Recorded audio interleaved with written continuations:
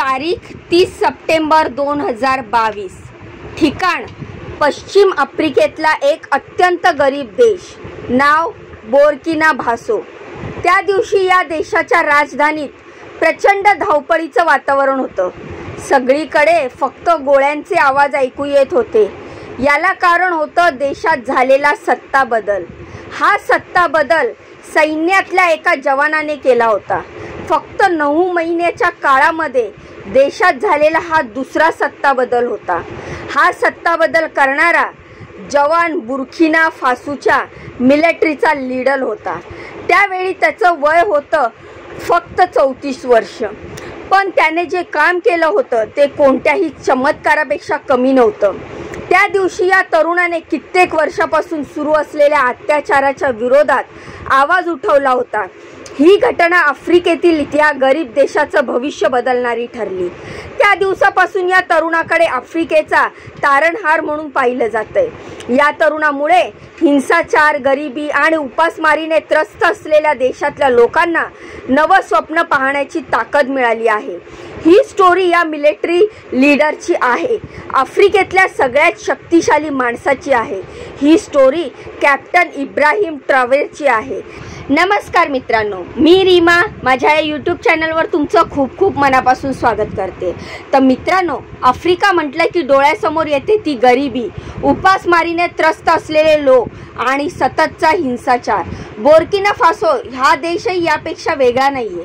या देशाला समुद्रकिनारा नाही, चारही बाजूला लँडलॉक असल्यामुळे समुद्रमार्गे व्यापाराचाही कोणताही स्कोप नाही। त्यामुळे हा जगातल्या सगळ्यात मागासवर्गीय आणि अविकसित देशांपैकी एक आहे। या देशामध्ये 1988 मध्ये इब्राहिम ट्रॅव्हरचा जन्म झाला। लहानपणी इब्राहिम शांत पण टॅलेंटेड मुलगा म्हणून ओळखला जात होता। तो 2009 बुर्किना फासोच्या सैन्यात सामील झाला, लीडर म्हणून पुढे येऊ लागला। अगदी कमी काळामध्ये त्याने सैन्यात स्वतःची वेगळी ओळख निर्माण केली। ट्रॅव्हरे 2020 मध्ये सैन्यात कॅप्टन बनला, पण तो काळ प्रचंड हिंसाचाराचा होता। बुर्किना फासो मध्ये त्यावेळी सगळीकडे हिंसक वातावरण होतं। देशाचे तत्कालीन राष्ट्रपती रोचमार्क ख्रिश्चियन काबोरे या हिंसाचाराचं नियंत्रण मिळवण्यात अपयशी ठरत होते। त्यामुळे शेवटी सैन्याने यामध्ये हस्तक्षेप केला। जानेवारी 2022 मध्ये कर्नल दाबिमा बुर्किना फासोमध्ये सैनिकी बंड केलं आणि सत्ता आपल्या ताब्यात घेतली। आता देशात शांतता प्रस्थापित होईल असं बोललं जात होतं, पण प्रत्यक्षात तसं घडलं नाही। कर्नल दाबिबा म्हणून देशाची बिघडत चाललेली अवस्था सांभाळू शकले नाही। इथेच एंट्री झाली इब्राहिम ट्रॅव्हर। कर्नल दाबिबा देशाची स्थिती सांभाळू शकत नाहीये हे पाहून इब्राहिम ट्रॅव्हरने याच वर्षी दुसरा लष्करी बंड केलं। त्याने सप्टेंबर 2022 मध्ये दाबिबा यांच्या विरुद्ध उठाव केला आणि बुर्किना फासोची सत्ता आपल्या ताब्यात घेतली। काही आठवड्यांनी ट्रॅव्हरनं एक स्टेटमेंट केलं, ज्यात तो म्हणाला, मी आता बुर्किना फासोचा नवा अध्यक्ष असेल। वयाच्या फक्त 34व्या वर्षी इब्राहिम ट्रॅव्हरे जगातला दुसरा सगळ्यात तरुण राष्ट्राध्यक्ष बनला। आता ट्रॅव्हरला देशाची सत्ताधार मिळाली होती, पण त्याच्या समोरचं आव्हान अजूनही संपलं नव्हतं। बुर्किना फासोच्या नागरिकांच्या 2 मोठ्या समस्या होत्या। एक लोकशाही सरकारबद्दलचा असंतोष, तर दुसरी समस्या म्हणजे देशात होत असलेला परकीय हस्तक्षेप। ट्रॅव्हरे याने त्याच्या पहिल्याच भाषणामध्ये या दोनही समस्या मुळापासून नष्ट करण्याचे आश्वासन दिलं। इब्राहिम ट्रॅव्हरेचा शपथविधी सोहळा राजधानी औगाडोगी इथे पार पडला। त्यानं आश्वासन दिलं की जुलै 2024 मध्ये देशात निवडणुका होतील। ट्रॅव्हरे याच्या पहिल्या भाषणात म्हणाला, सध्या आपण एका अभूतपूर्व संकटाचा सामना करतोय। दहशतवादी डोळ्यांनी आपल्या जमिनीवर ताबा मिळवलाय। तो ताबा परत मिळवणं आता आमचं ध्येय आहे। बुर्किना फासोचं अस्तित्व सध्या धोक्यात आहे। या देशाला सुरक्षित करण्याचा आमचा उद्देश आहे। देशात आणखीन बऱ्याच सुधारणा करू। साहजिकच याला लोकांचा प्रचंड प्रतिसाद मिळाला। ट्रॅव्हरेच्या आधीच नेत्यांनी सरकारी अधिकाऱ्यांचे पगार भरमसाठ वाढवलेले होते, त्यामुळे जनतेत प्रचंड रोष होता। ट्रॅव्हरेने सत्तेत येताच हे बदल रद्द केले। त्याने स्वतः लष्करी कॅप्टन म्हणून त्याच्या जुन्या पगाराचं काम सुरू करण्याचा निर्णय ठेवला। बुर्किना फासो या देशात खनिजाचे मोठे साठे आहेत। पाश्चात्य देश इतक्या वर्षापासून या देशाचं शोषण करत होते। हे देश बुर्किना फासोतली खनिज लुटून घेऊन जात होते। ट्रावरेनं हे थांबवण्यासाठी पाऊल उचलायला सुरुवात केली. त्याने सोन्याच्या 2 खाणींचं राष्ट्रीयकरण केलं. तसंच युरोपमध्ये होत असलेल्या अशुद्ध सोन्याच्या निर्यातीवर बंदी घातली. त्याने देशातलं नॅशनल गोल्ड रिफायनरीचं उद्घाटन केलं, ज्याची वार्षिक क्षमता 150 टन आहे. ट्रावरे याने कापसाच्या प्रोसेसिंगसाठी नॅशनल सपोर्ट सेंटरची स्थापना केली. सोबतच त्याने ग्रामीण भागात रस्ते आणि नव्या विमानतळाचं बांधकाम सुरू केलं. याशिवाय त्याने शेतीमध्येही मोठ्या प्रमाणात गुंतवणूक करायला सुरुवात केली.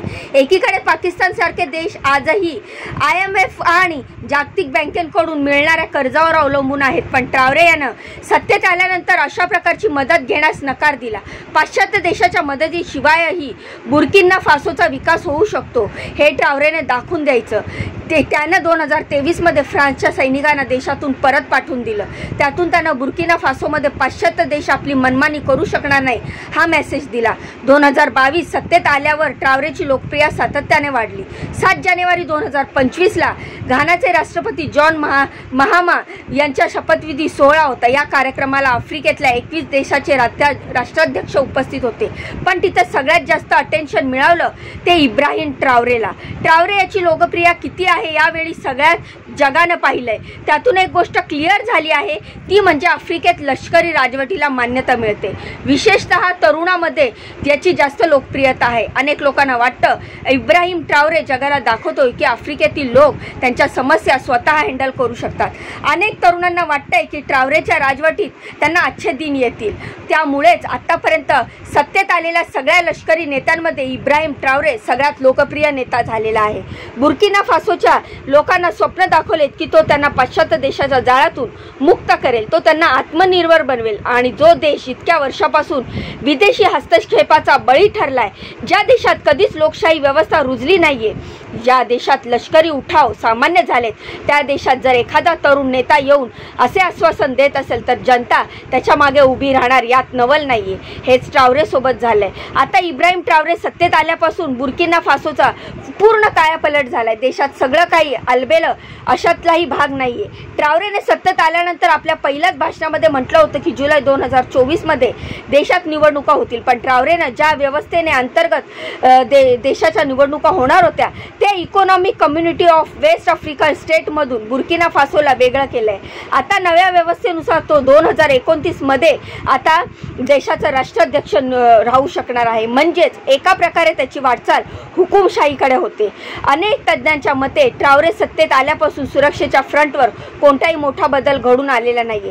ट्रावरेच्या राजवटीत देशात सुरक्षेचं संकट आणखीन वाढलंय. तसंच देशाची अर्थव्यवस्था मंदावली असे अनेकांचं म्हणणं आहे. बुर्किना फासोच्या लोकांना त्याचा खनिज संपत्तीचा फायदा घेता येत नाहीये असा आरोपही केला जातोय. अमेरिकेच्या armed conflict location and event data या संस्थेने नुकतीच एक आकडेवारी जाहीर केली आहे. त्यानुसार 2022 मध्ये लष्करी उठावापूर्वी सरकारी राजवट आणि जिहादी गटांनी केलेल्या हल्ल्यामध्ये 2894 लोक मारले गेले.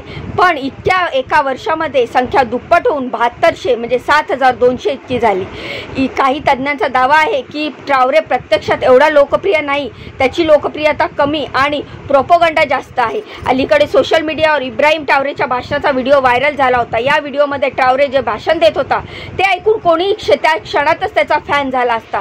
व्हिडिओमध्ये इब्राहिम ट्रावरे म्हणतो, New York Times, Washington Post, the Guardians, मी तुम्हाला विचारतोय, तुम्ही आफ्रिकेतल्या विकासाबद्दल बोलला आहात तर तुम्ही रवांडातल्या टेक्नॉलॉजी क्रांतीबद्दल किती वेळा लिहिलं? तुम्ही इथिओपियाच्या प्रोजेक्टबद्दल किती लिहिलं? तुम्ही कधी बोरावस्तानच्या लोकशाहीचं कौतुक केलंय का? तुम्ही कधी केनियातल्या उद्योगाबद्दल बोलला आहात का? कधीच नाही, कारण ते तुमच्या अजेंड्यात फिट बसत नाही. तर तुमच्या स्टोरीमध्ये आफ्रिका कधीच यशस्वी होऊ शकत नाही. पाश्चात्य देशांना आव्हान देणाऱ्या इब्राहिम ट्रावरेच्या या व्हिडिओची बरीच चर्चा झाली. पण मुळात हा व्हिडिओ खरा नाहीये, तर तो आहे AIचा जनरेटर. ट्रावरेचा लोकप्रियता मागे सोशल मीडियाचा मोठा वाटा आहे. सोशल मीडियावर दररोज अनेक व्हिडिओज आणि मीम्स राहतात, तर हे फॅन्स आणि करत असतात. ट्रावरेच्या फॅन्ससाठी एक मसिहा आहे. तो त्यांना गरिबीतून बाहेर काढण्यासाठी, विदेशी वर्चस्वातून मुक्त करण्यासाठी ट्रावरेचा दावा आहे की तो बुर्किना फासोला विकासाच्या मार्गावर घेऊन जातोय. त्याने सत्तेमध्ये आल्यापासून अनेक निर्णय घेतले ज्यामुळे आफ्रिका देशातील गरीब लोकांना नवा आशेचा किरण मिळालाय. पण आंतरराष्ट्रीय समुदायाचाही त्याच्याकडे लक्ष जातोय. जर ट्रावरेचं मॉडेल फेल झालं तर त्याने जे दावे केले ते पूर्णपणे करण्यात जर तो फेल झाला तर पाश्चात्य देश पुन्हा बुर्किना फासोवर आपलं वर्चस्व निर्माण करू शकतात, पण सध्या तरी ट्रावरेचं निर्माण करू, सध्या तरी ट्रावरेची पकड ही मजबूत आहे. वयाच्या 37व्या वर्षीच तो आफ्रिकेतील सगळ्यात शक्तिशाली व्यक्तींपैकी एक बनला आहे. आता तो आणखीन किती वर्ष आपलं वर्चस्व कायम ठेवू शकतो हे पाहणं महत्त्वाचं असेल. तुम्हाला या सगळ्या बाबतीत या ट्रावरेच्या माहितीबद्दल काय वाटतंय? तर इब्राहिम ट्रावरेबाबत तुमचं मत काय आहे? तुमच्या प्रतिक्रिया काय आहेत? कमेंटच्या माध्यमातून मला नक्की सांगा. जाण्याआधी व्हिडिओला लाईक करा, चॅनलला सबस्क्राईब करा. तुमच्या या बहिणीला पुढे जाण्याचा एक चान्स नक्कीच द्या. तर भेटूया पुढच्या माहितीमध्ये अशीच दमदार लेटेस्ट अपडेट घेऊन. तोपर्यंत स्वतःची काळजी घ्या. बाय बाय आणि नमस्कार.